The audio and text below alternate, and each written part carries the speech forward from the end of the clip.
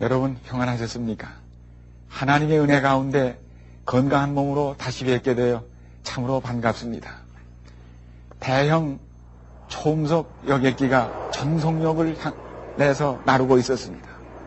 이륙한 지 벌써 여러 시간째라 지금쯤 목적지에 거의 도착했다고 생각할 무렵 갑자기 기장실로부터 긴장된 방송 광고가 흘러나왔습니다.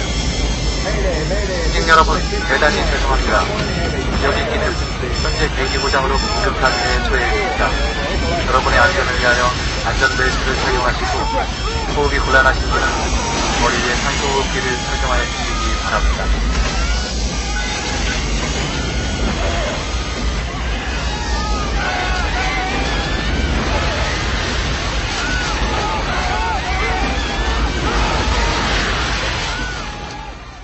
참으로 오늘날 우리가 살고 있는 지구의 형편을 그대로 표현한 예정입니다.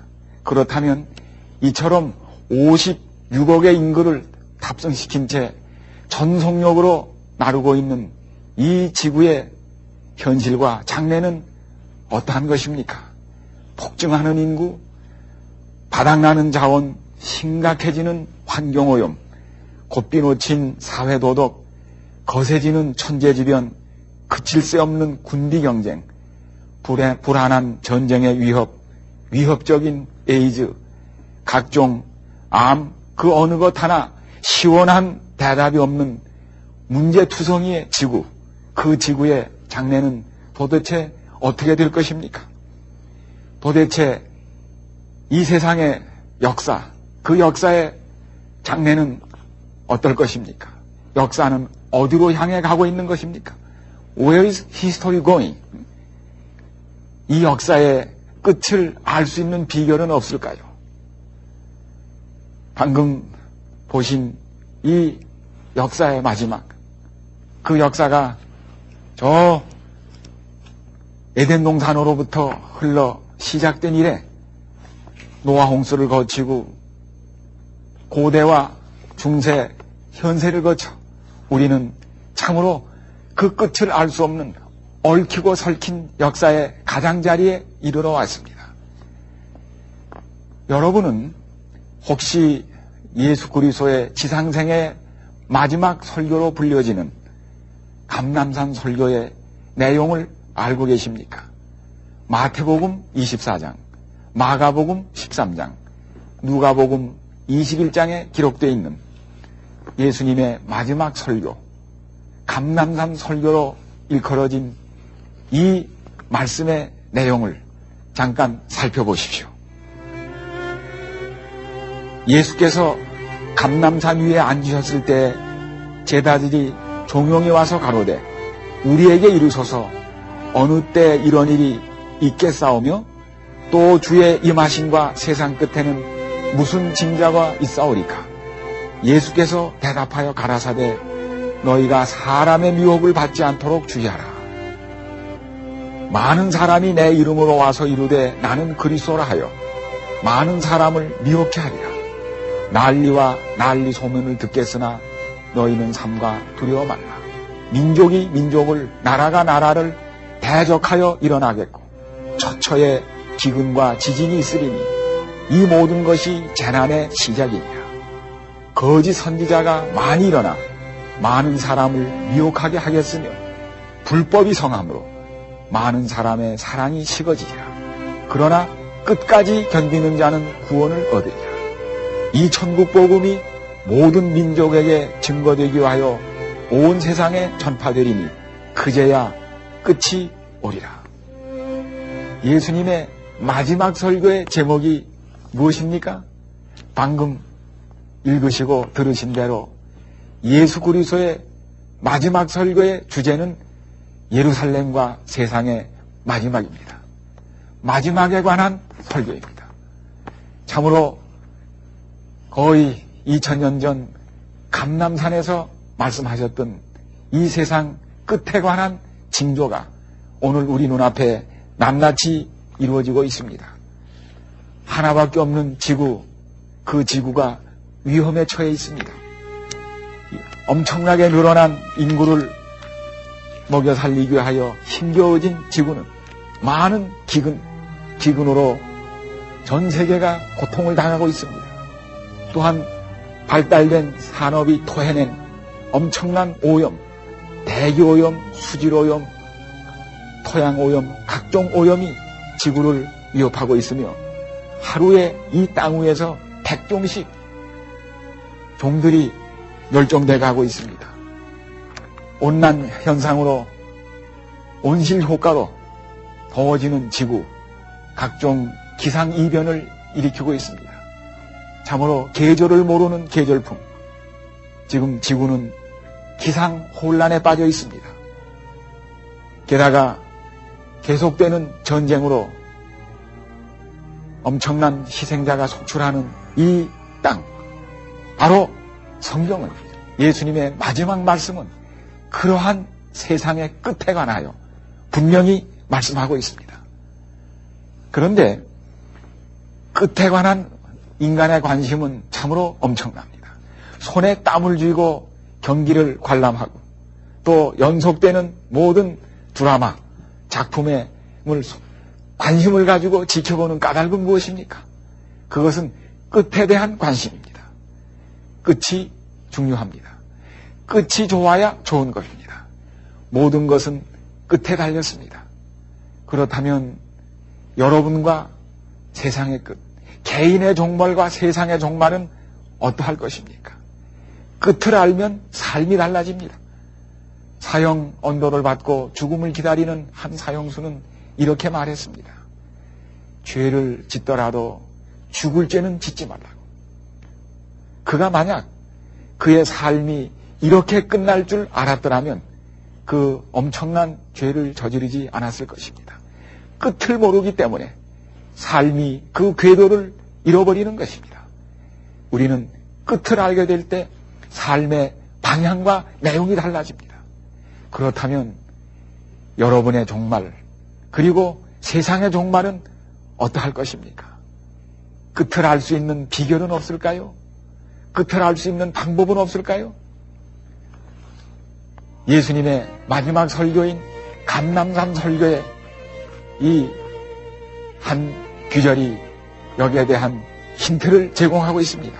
마태복음 24장 15절에 그러므로 너희가 선지자 다니엘의 말한 바 멸망에 가증한 것이 거룩한 것에 선 곳을 보거든 읽는 자는 깨달을지죠. 예루살렘의 끝만 아니라 세상의 마지막을 알고 싶은 사람은 선지자 다니엘이 기록한 다니엘서를 읽고 깨달으라는 놀라운 힌트를 주신 것입니다. 기원전 6세기에 살았던 유대 선지자, 바벨론에서 18세 이후에 일생을 보낸 선지자 다니엘이 기록한 다니엘서를 읽고 깨달으면 세상의 끝에 관하여 알게 될 것이라는 힌트입니다. 예수님의 마지막 설교에서 그것을 읽고 깨달으라고 지칭하신 성경은 바로 다니엘서입니다.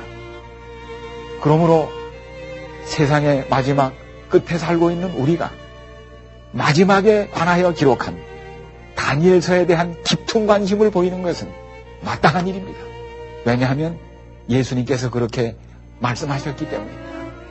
그렇다면 다니엘서는 어떻게 세상 끝에 대하여 말씀하고 있습니까?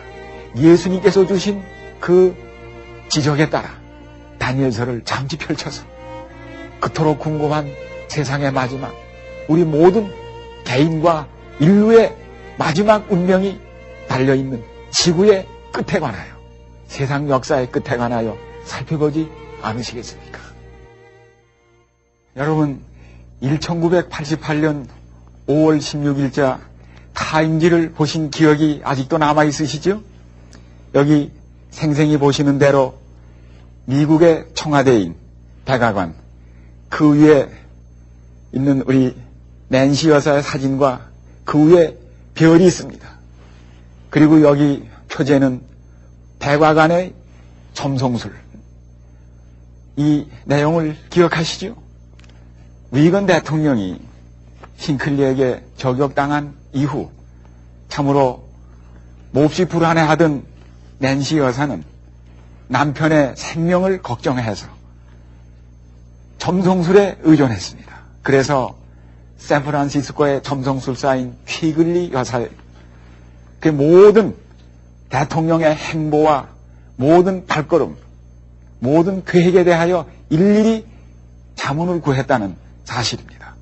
심지어는 후르츠초프와의 그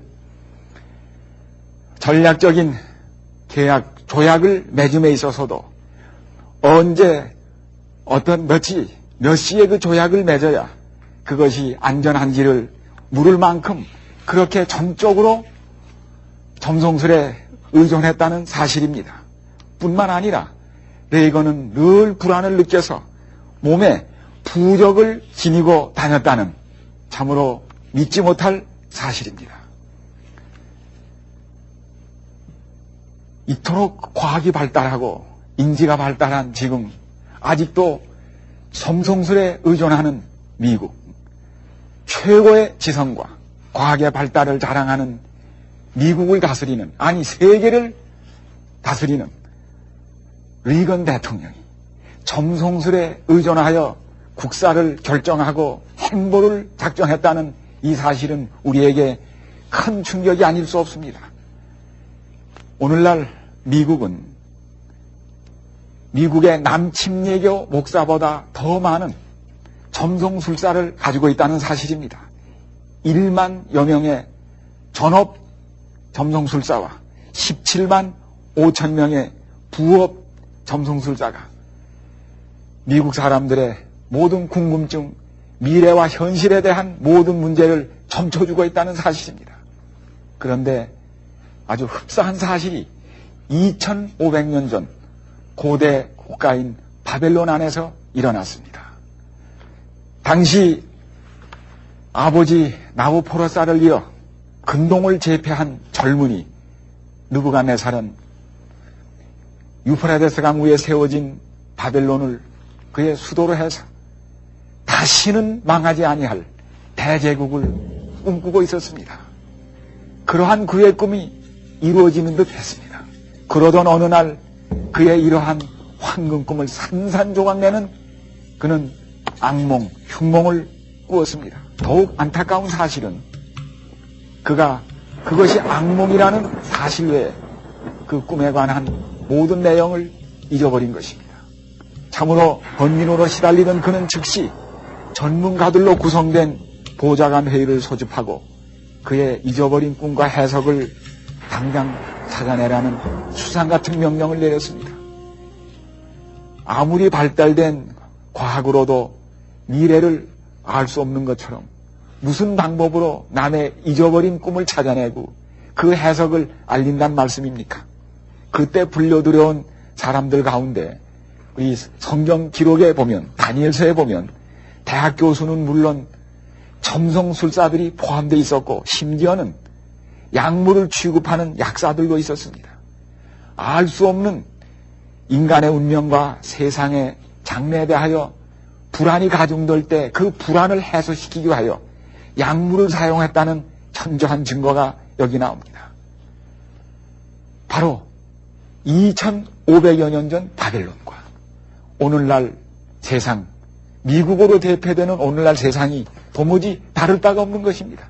점성술, 그리고 약물, 마약의 왕국인 미국, 그리고 이 점성술사들이 의존하는 민간 종교, 그리고 국가 지도자, 어느 것 하나 다른 것이 없습니다. 2500년이 지난 지금 세상은 똑같은 문제에 봉착해 있습니다.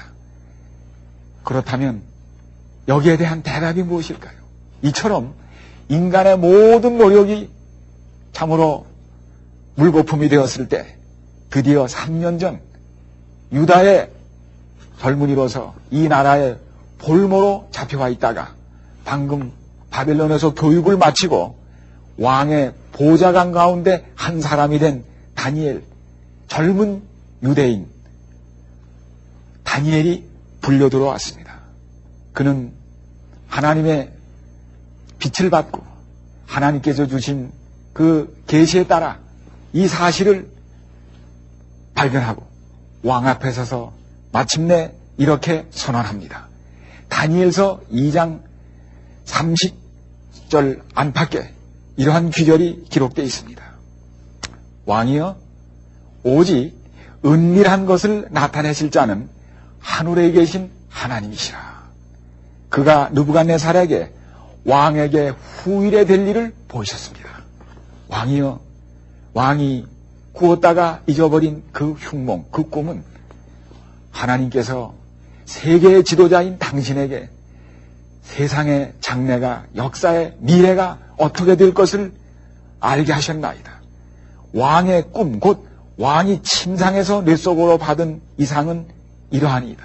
왕이여, 왕이 침상에 나아가서 장래일을 생각하실 때 은밀한 것을 나타내시는 이가 장래일을 왕에게 알게 하셨사오며, 내게 이 은밀한 것을 나타내심은 내 지혜가 다른 인생보다 나은 것이 아니라 오직 그 해석을 왕에게 알려서 왕의 마음으로 생각하던 것을 왕에게 알게 하려 하심이라.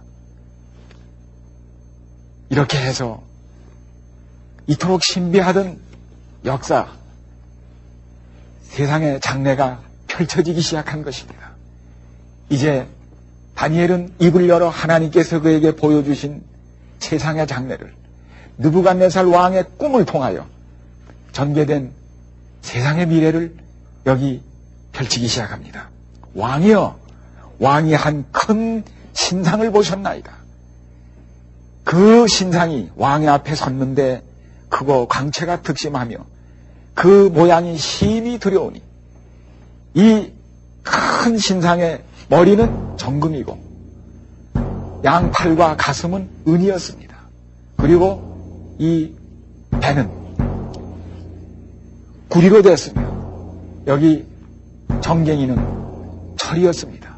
그리고 다니엘은 계속해서 말합니다. 그 종아리는 철이요, 그 발은 얼마는 철이요, 얼마는 진흙이었나이다. 또 왕이 보신즉 사람의 손으로 하지 아니하고 뜨인 돌이 신상의 철과 진흙의 발을 쳐서 부서뜨리매 때에 철과 진흙과 놋과 은과 금이 다 부서져 여름 타작마당에 겨같이 되어 바람에 불려 간 곳이 없었고 우상을 친 돌은 태산을 이루어 온 세계에 가득한 나이다. 이제 신상을 바라보시며 다니엘이 제시한, 다니엘이 드러낸 세상의 장래, 세상의 역사의 전개를 눈여겨보십시오. 2500여 년 전 세상의 장래를 상징적으로 표현한 이 놀라운 예언의 진상은 무엇입니까? 이제 그 해석을 들어보십시오. 네. 다니엘은 이어서 그 대답을 왕 앞에 담담히 진술하고 있습니다. 이 꿈이 이러한즉 내가 이제 그 해석을 왕 앞에 진술하겠습니다. 왕이여, 왕은 왕 중에 왕이에요. 왕이야말로, 왕이 세운 바벨론이야말로 이 바로 금머리, 금의 제국입니다. 그러나 왕이여, 왕 후에, 바벨론 후에 왕만 못한 은나라가 일어날 것입니다. 그래서 세상을 다스리다가 다시 은나라 후에 은만 못한 또 다른 나라, 구리나라, 모세나라가 일어나서 세상을 다스릴 것입니다. 그러나 그 후에 논만 못한 철의 나라가 일어나서 세상을 다스리게 될 것입니다. 그러나 그 후에는 철의 나라가 지난 다음에는 철과 진흙이 섞인 발과 발가락의 나라가 출현할 것입니다. 그러면서 이렇게 구체적으로 말합니다. 그 나라가 발가락이 얼마는 철이요 얼마는 진흙인즉 그 나라가 얼마는 든든하고 얼마는 부서질 만한 것이며 왕께서 철과 진흙이 섞인 것을 보셨은즉 그들이 다른 인종과 서로 섞일 것이나 피차에 합하지 아니함이 철과 진흙이 합하지 않음과 같으리이다. 이 열왕의 때 하늘의 하나님이 한 나라를 세우시리니 이것은 영원히 망하지도 아니할 것이요. 그 국권이 다른 백성에게로 돌아가지도 아니할 것이요. 도리어 이 모든 나라를 쳐서 멸하고 영원히 설 것이라. 왕이 사람의 손으로 하지 아니하고 산에서 뜨인 돌을 보셨은즉 이 돌이 철과 놋과 진흙과 은과 금을 부서뜨린 것은 크신 하나님 장래일을 왕께 알게 하신 것이라. 이 꿈이 참되고 이 해석이 확실합니다. 2500년 전 다니엘은 신상의 모습으로 드러난 세상 역사를 설명한 다음에 이 꿈이 세상의 역사를 분명히 드러내는 것이며 내가 제시한 하나님의 말씀을 전한 이 해석이 진실하다고 선언했습니다. 그 일이 있은 지 2500년이 지났습니다. 과연 다니엘의 그러한 세상 역사에 대한 예언, 세상 역사의 끝에 관한 예언은 확실하고 정확했습니까? 이제 우리는 그것을 살펴볼 것입니다. 2500년 전에는 예언이었지만 지금은 역사가 된 다니엘의 예언, 세상 역사와 그 끝에 관하여 낱낱이 진술한 그 예언의 진실을 지금 확인해 보십시다. 다니엘은 분명히 말했습니다. 금머리는 바벨로니아입니다. 신바벨론, 기원전 605년 느부갓네살에 의하여 그 터를 굳힌 다음에 유프라테스 위에 세워진 황금제국, 그 제국도 예언된 그대로 70년을 넘기지 못한 채 페르시아와 메대 연합군에 의하여 어처구니 없이 멸망당하고 말았습니다. 그리고 그 후에는 금만 못한 은나라가 등장하겠다고 예언했습니다.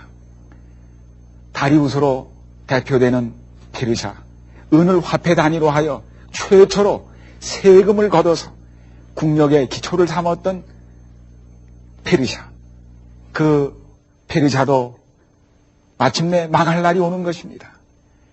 539년으로부터 기원전 331년까지 존재하던 페르시아도 마침내 알렉산더로 대표되는 마케도니아 그리스에 의하여 자리를 내어주게 됩니다.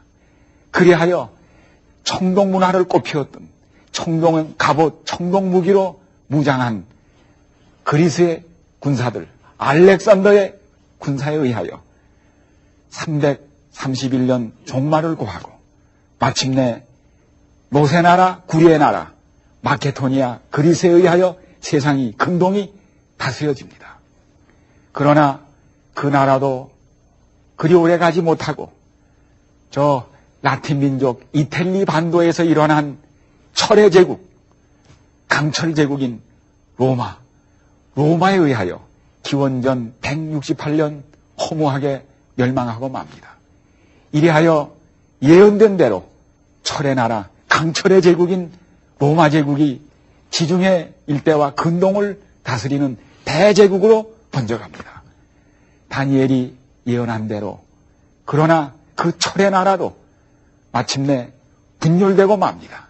10발가락으로 나뉘어지는 발가락 시대가 도래한다는 사실입니다. 철과 진흙, 강한 나라들과 약한 나라가 뒤섞여 사는 제국시대가 온다고 하는 사실입니다. 기원전 168년 시작돼서 참으로 망할 것 같지 않던 철의 제국 로마도 4세기 말에 이르러서 겔만 민족의 이동으로 나라가 붕괴되기 시작합니다. 그리하여 1,500마일에 걸친 북방 국경선이 무너지면서 서기 476년 마침내 서로마 제국이 붕괴되고 로마 제국은 10나라로 나뉘게 됩니다. 여기 서양사의 대부였던 권위자인 조의설 박사님의 역사 부도가 여기 손에 들려 있습니다. 게르만 민족의 이동과 로마 제국의 분열에 관하여 기록되어 있습니다. 다니엘서 2장에 다니엘이 말한 대로 로마 제국이 철과 진흙이 섞인 발가락 시대로 열국 시대 시대로 들어갈 것이라고 얘기했습니다.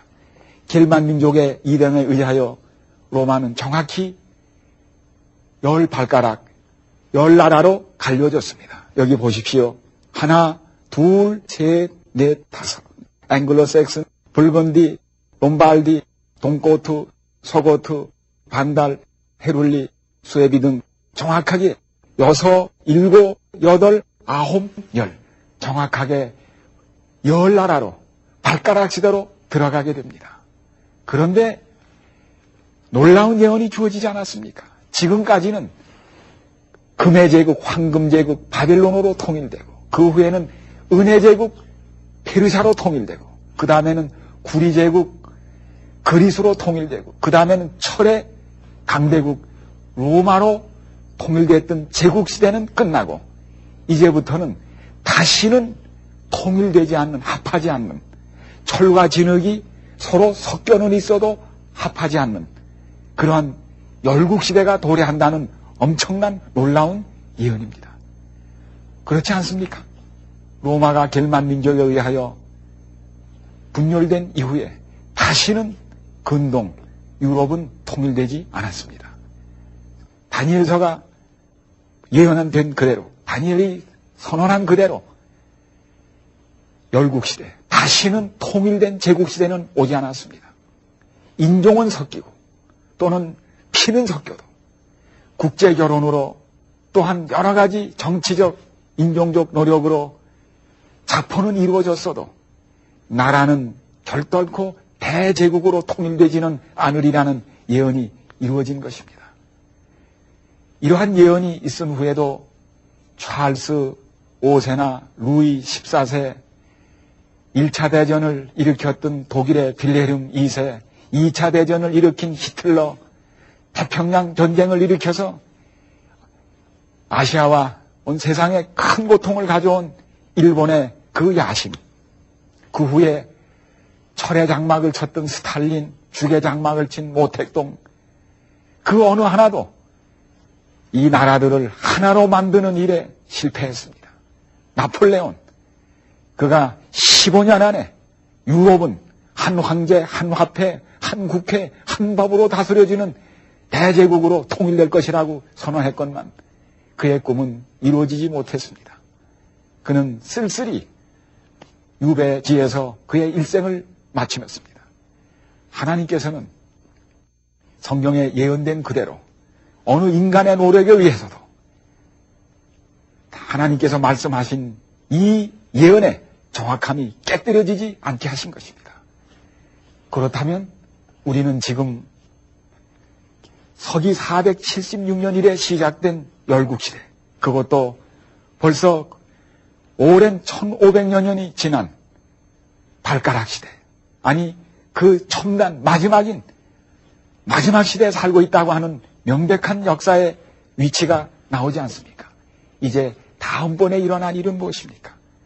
방금 읽은 다니엘서 2장의 말씀대로 이 열왕의 때에 하늘의 하나님께서 다시는 망하지 않는 나라를 세우시겠다고 말씀했습니다. 그 꿈의 내용에 보면 이 열왕의 때 사람의 손을 대지 않은 채 산에서 떠낸 돌이 갑자기 날아와서 이 신상의 발과 발가락을 치매 이 큰 신상이 무너집니다. 여름 타작마당에 겨같이 날아간다고 했습니다.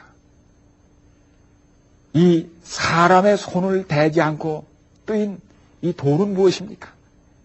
세상의 종말이 어떻게 끝난다는 얘기입니까? 지금 세상은 핵전쟁의 공포에 시달리고 있습니다. 지구를 몇 번이나 파멸시키고도 남는 엄청난 핵무기가 이 땅에 적재되어 있습니다. 블랙박스 버튼만 누르면 이미 정확하게 겨냥된 많은 핵탄두들이 적국을 향하여 날아가고 세상은 순식간에 파멸될 것입니다. 그러나 안심하십시오. 성경은 분명히 말씀했습니다.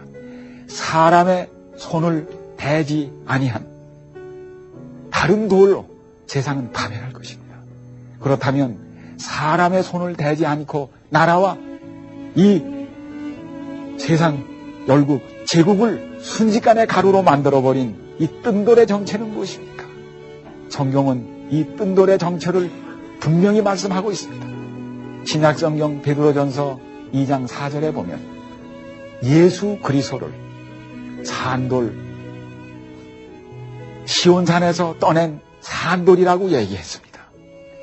실제로 이 말씀은 예수님에 의해서도 설명됐습니다. 건축자에게는 버림받았어요. 참으로 이 예루살렘의 마침내 기초가 된 이 보배로운 산돌 예수 그리스도, 마침내 예수 그리스도께서 하늘 시온산으로부터 이 땅에 임해서 이 세상 역사를 끝내리라고 하는 분명한 사실이 예언으로 예고되고 있습니다. 뜬돌의 도래, 그것은 무엇을 의미합니까? 바로 신약성경에 300여 번이나 예언되고, 그리고 성경, 신약성경 매 25절마다 한 번씩 강조된 예수 그리스도의 재림, 바로 그것입니다. 세상의 종말은 핵무기에 의하여 일어나지 않습니다. 환경의 파멸로 일어나지도 않습니다. 기근이나 지진으로 오지도 않습니다. 예수 그리스도의 재림으로 세상 역사는 종말 지어질 것입니다. 그렇다면 예수 그리스도께서 다시 오시는 징조는 무엇입니까? 그리고 우리는 그 종말 어디까지 와 있는 것입니까? 짧은 시간이지만 잠시라도 살펴볼 것입니다. 다시 한번 예언이면서 동시에 징조이기도 한 마지막 시대, 열국시대의 특징, 다니엘서 2장에 나타난 열국시대의 특징을 다시 한번 정리해 보십시오. 이 열국시대는 어떤 나라는 철과 같은 강대국도 있고 진흙으로 구워 만든 오지처럼 약속도 있겠지만 서로 공존한다는 사실입니다. 강력한 민족주의의 출현으로 인종은 뒤섞여도 나라들은 병합되는 일이 없이 독립을 유지하는 참으로 약소민족 자결주의 시대의 도래입니다. 나라들 간의 잠정적이고 표면적인 동맹과 연합은 있을 수 있어도 결코 영구적이거나 본질적인 화합은 있을 수 없다는 예언입니다. 인구의 성분과 분포에 있어서 민족 간의 자본으로 다양성을 나타낼 것이나 국가적 동질성은 유지된다는 놀라운 사실입니다. 이러한 민족주의적이고 국가주의적인 바탕에서 강대국들과 약소국들이 공존하는 복잡다단한 국제정세는 세상 종말 예수 그리스도의 재림 때까지 계속될 것입니다. 방금 유럽에서는 유럽연합이 추진 중에 있습니다. 과거에 그랬던 것처럼 다시 한번 유럽을 하나로 통합시키려는 일이 시도되고 있습니다. 성경은 분명히 말씀하고 있습니다. 그것이 잠시는 또 당분간은 이루어질 것 같지만 과거에 그랬던 것처럼 분명히 깨뜨려질 것입니다. 그것이 성경의 분명한 예언입니다. 다니엘서는 하나님 말씀은 분명히 말씀했습니다. 예수 그리스도의 재림의 때에 펼쳐진 열국시대 징조가 우리 눈앞에 얼마나 확실합니까? 자, 그렇다면 이처럼 세상의 종말이 될 예수 그리스도의 재림, 뜬돌, 날아온 뜨인 돌로 표상된, 그래서 신상을 부서뜨린 이 그리스도의 재림, 그 재림의 징조와 시기가 어떻게 성경에 예언되어 있습니까? 예수님께서 말씀하셨습니다. 마태복음 24장 42절에 그러므로 깨어있으라. 어느 날에 너희 주가 임하는지 너희가 알지 못함이니라. 재림의 시기에 관하여는 예수님께서 알려주지 않으셨습니다. 왜 세상의 끝을 시간적으로 알려주지 않으셨을까요? 그것은 마치 사람이 자신의 죽을 날을 미리 아는 것과 마찬가지인 그 결과이기 때문입니다. 사람이 그 지식을 감당할 수가 없으며 그 삶 자체를 위협하고 있기 때문입니다.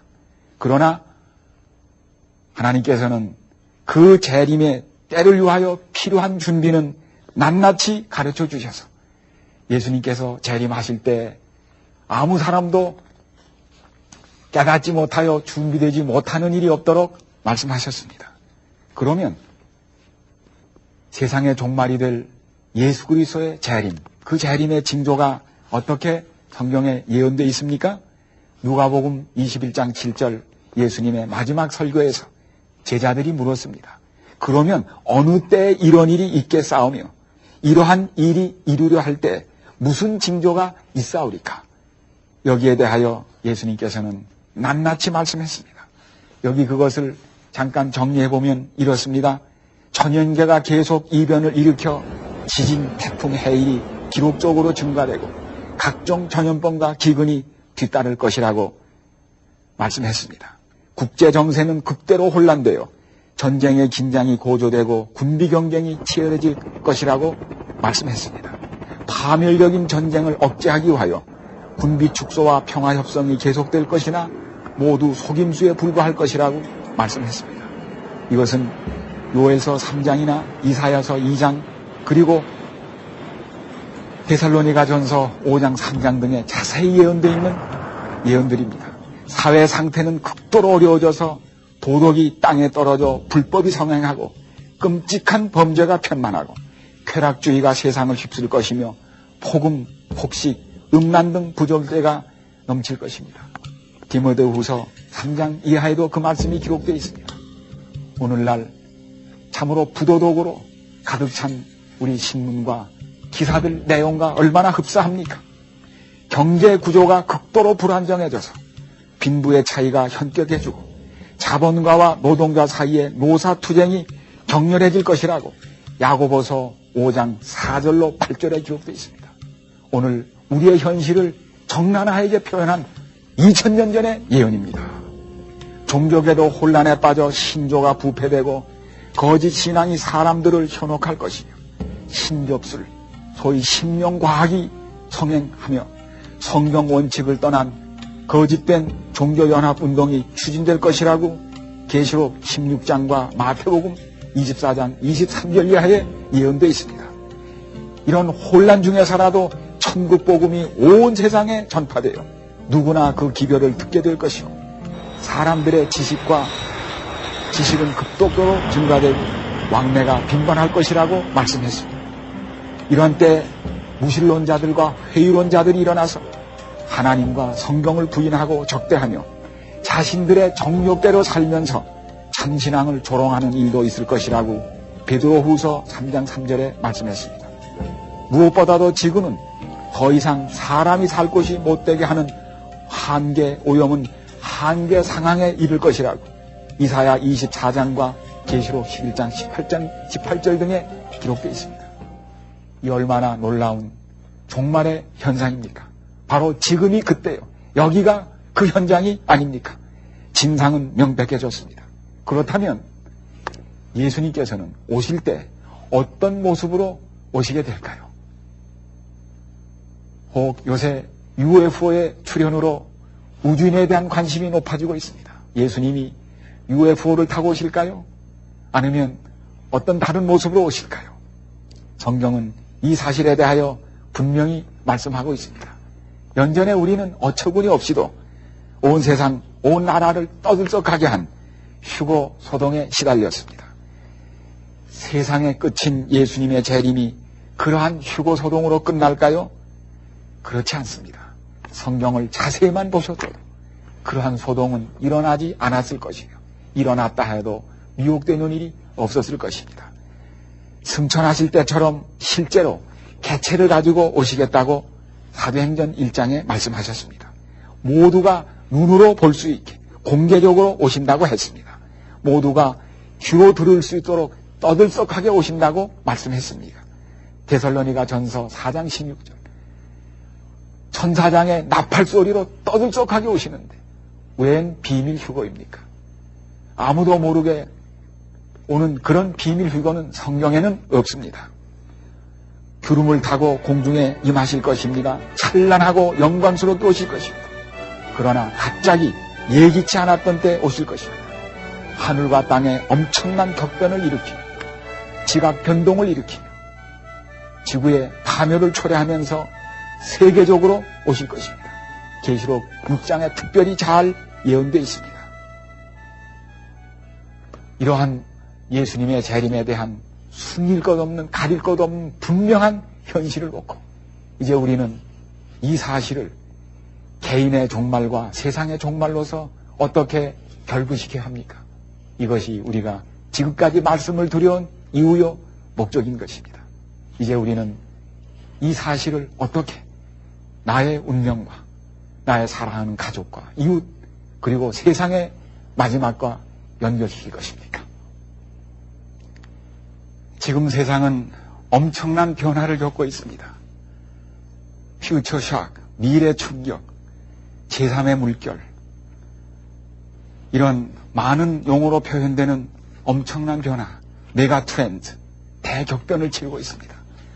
저도 변화를 일으키면서 마지막 말씀을 드려야 하겠습니다.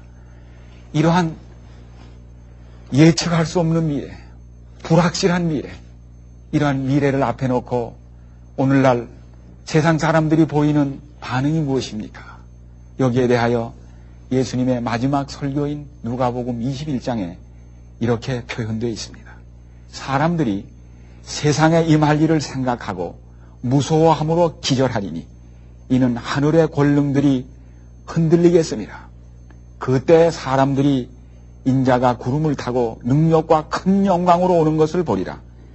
이런 일이 되기를 시작하거든 일어나 머리를 들라 너희 후속이 가까웠느니라 하시더라. 그렇습니다.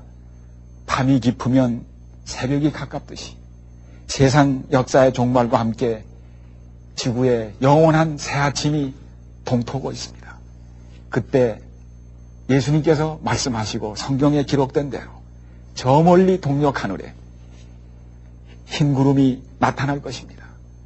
공포와 죽음의 원자시대를 알리던 버섯 구름이 아닙니다. 슬픔과 재난으로 얼룩진 이 땅 위에 하나님의 아들 예수 그리스도의 통치가 시작되는 희망의 아침이 밝음을 알리는 재림의 첫 모습입니다. 그리스도가 오십니다. 분명히 오십니다. 죄와 슬픔을 끝내시고 죽음과 고통을 끝장내시러 예수께서 오시고 계십니다. 절망을 희망으로 눈물을 환희로 바꾸시고 평화의 왕 사랑의 하나님 예수 그리스도께서 다시 오고 계십니다. 볼지어다 구름을 타고 오시리라. 각 사람의 눈이 그를 보는 가운데서 번개가 동편에 나서 서편에 번쩍임 같이 환하고 영광스럽게 개선장군으로 이 땅에 다시 돌아올 것입니다. 이 연전인 1989년 진도 8.2의 대지진이 아르미네 지역을 휩쓸었습니다. 불과 4분 만에 온 지역을 폐허로 만들고 3만 명의 목숨을 앗아갔습니다. 이러한 와중에서 아내를 안정하는 곳으로 피신시킨 아버지는 아들과의 약속을 기억하며 아들이 공부하고 있었을 학교를 향해서 달려왔습니다. 그러나 건물은 완전히 팬케이크처럼 평지가 되어 있었습니다. 절망에 가득 찬 아버지는 울부짖었습니다. 그러나 그때 아버지는 이 아들과 한 약속을 기억했습니다. 무슨 일이 일어나든지 아빠는 너를 위해 달려갈 거다. 슬픔의 충격으로 좌절했던 아버지는 일어나서 아들과의 약속을 기억하고 잡석더미를 파헤치기 시작했습니다. 사람들이 왔습니다. 그를 만류했습니다. 희망은 없어요. 포기하세요. 이미 모든 것은 끝났어요. 아이들은 다 죽었어요. 울부짖는 부모들, 경찰관, 소방서 대장, 많은 사람이 달려와서 그를 만류했지만 그는 울부짖었습니다. 안 돼요. 나는 내 아들과 한 약속이 있어요. 내가 아들에게 어떠한 일이 있어도 달려온다고 말했었어요. 아버지는 식음을 전폐한 채 파헤쳐 내려갔습니다. 12시간, 24시간, 36시간 마침내 잠도 자지 아니하고 식음을 전폐한 채 38시간이나 파헤쳐 내려갔을 때 커다란 둥근 돌 하나를 드러냈을 때 놀랍게도 아들의 목소리가 들려왔습니다. 그는 미친 듯이 아들의 이름을 불렀습니다. 아르망드. 아빠, 나 여기 있어. 아빠, 내가 다른 아이들에게 걱정하지 말라고 그랬어. 아빠가 살아계시면 틀림없이 나를 구하러 오실 것이고 또 나를 구하면 너희들도 구해질 거라고 설명해 줬어. 아빠가 나한테 약속했잖아. 무슨 일이 일어나든지 아빠가 날 위해 달려올 거라고. 아빠는 정말 멋있게 약속을 지켰어. 아빠가 물었습니다. 그 안에 누구누구가 있니? 다들 살았니? 33명 중에 14명만 살았어요. 아빠, 우린 무섭고 배고프고 목이 말라요. 아빠가 여기 와줘서 고마워요. 건물벽이 서로 무너지면서 기댔기 때문에 공간이 생겨서 우린 겨우 살아남은 거예요. 얘야, 어서 일어나오너라. 아니야, 아빠. 다른 아이들부터 꺼내줘요. 난 아빠가 날 꺼내주리라고 확신하고 있으니까. 무슨 일이 일어나든지 아빠가 날 위해 달려오시라는 걸 난 믿고 있었어요. 사랑하는 여러분, 바로 무너진 잡석더미, 건물 폐허에 달려온 아버지가 그 약속을 지켜서 끝까지 그 자식을 건져냈듯이 1900여 년 전 이 땅을 떠나시며 우리 주님께서 하신 놀라운 약속이 있습니다. 너희는 마음에 근심하지 말라. 하나님을 믿으니 또 나를 믿으라. 내 아버지 집에 거할 곳이 많도다. 그렇지 않으면 너에게 일렀으리라. 내가 너희를 위하여 처소를 예비하러 가노니 가서 너희를 위하여 처소를 예비하면 내가 다시 와서 너희를 내게로 영접하여 나 있는 곳에 너희도 있게 하리라. 요한복음 14장 1절로 3절에 있는 말씀입니다. 그렇습니다. 죄에 짓눌린 채 참으로 곤고한 날을 살고 있는 당신의 자식들, 여러분과 저를 구원하기 위하여 우리 주님께서 재림의 약속을 지키시고 마침내 오실 것입니다. 그것은 바꿀 수 없는 약속이에요. 지켜질 약속이에요. 신약 성경에 300여 번이나 거듭 반복된 재림의 약속. 그것은 마침내 이루어질 것입니다. 성경의 마지막 말씀이 무엇인 줄 아십니까? 요한계시록 22장 맨 마지막 절. 이것을 말씀하신 예수께서 가라사대 내가 진실로 속히 오리라 하시거늘 아멘 주 예수여 오시옵소서. 사랑하는 여러분, 약속을 지키시고 분명히 재림하실 주님의 재림을 영접하며 예수 그리스도를 여러분의 구주로 선택하시고 그 말씀과 그 계명대로 사시기를 바랍니다. 오늘 그 결심이 여러분의 결심이 되고 제 결심이 되고 다가오는 세상의 종말은 종말이 아니라 영원한 세상의 시작, 밝아오는 영원한 희망의 새 아침으로 맞이하시게 되기를 간절히 바라며 다시 한번 기도드리는 바입니다.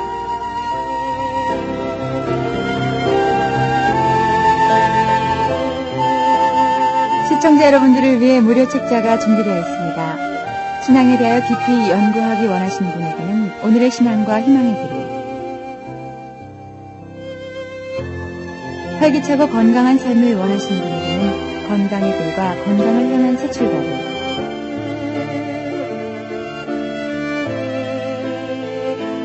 행복한 가정 건설을 하기 원하시는 분에게는 행복한 가정을 요청하시면 모두 무료로 보내드립니다.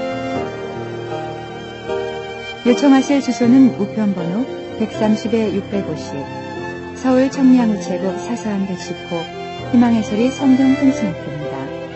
전화번호는 966국에 0071번부터 5번까지입니다.